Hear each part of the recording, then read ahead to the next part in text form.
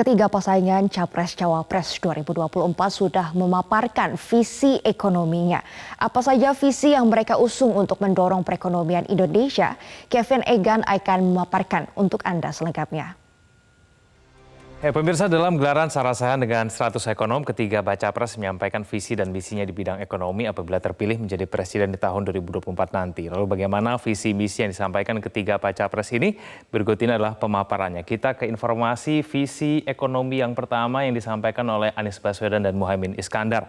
Visi ekonomi Anies dan Muhaimin mengambil judul Indonesia Adil Makmur untuk Semua. Anies menjelaskan visinya ini adalah terjemahan dari visi perubahan yang menjadi jargon utamanya. Nah, perubahan yang dimaksud oleh Anies Baswedan ini bukan untuk menghentikan atau mengubah, tapi meningkatkan dan mengkoreksi apa yang sudah dikerjakan hingga saat ini.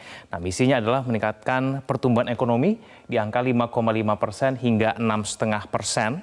Calon Presiden Anies Baswedan akan fokus untuk pemerataan ekonomi. Ini menjadi prioritas karena masalah ketimpangan yang masih terjadi.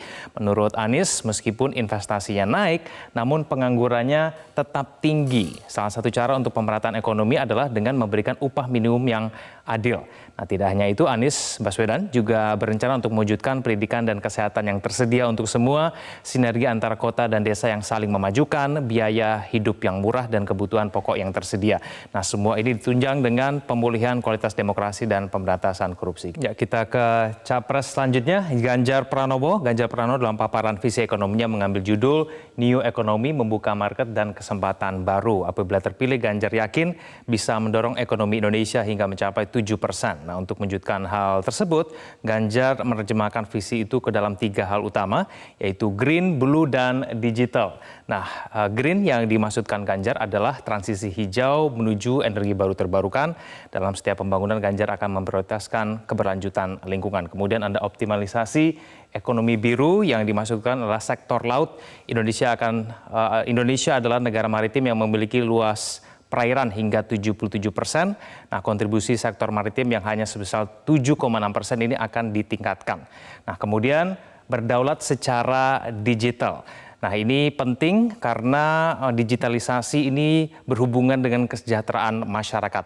Apabila hal ini ditinggalkan, maka transparansi tidak akan terwujud. Ya, kita beralih ke visi misi ekonomi yang disampaikan oleh calon Presiden Prabowo Subianto. Dalam paparannya, Prabowo mengambil visi ekonomi transformasi bangsa menuju Indonesia Emas 2045. Mengawali pemaparannya, Prabowo mengatakan Indonesia Emas 2024 akan diwujudkan apabila Indonesia pantang menjadi negara yang minta-minta bantuan kepada negara-negara lain. Indonesia harus mampu menjadi negara produsen di mana semuanya diproduksi oleh negara sendiri.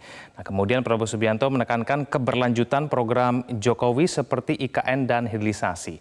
Nah, Prabowo juga berjanji apabila terpilih akan memberikan berbagai subsidi kepada masyarakat untuk menunjang kesejahteraannya di bidang pendidikan dan transportasi. Prabowo berjanji akan memberikan makan siang gratis kepada anak sekolah dan pesantren.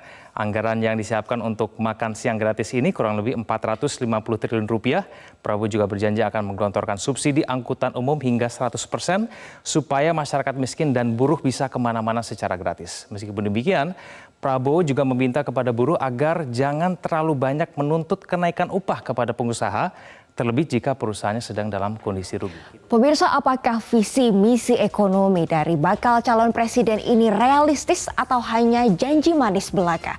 Kami akan hadirkan informasi selengkapnya usai jeda iklan berikut ini.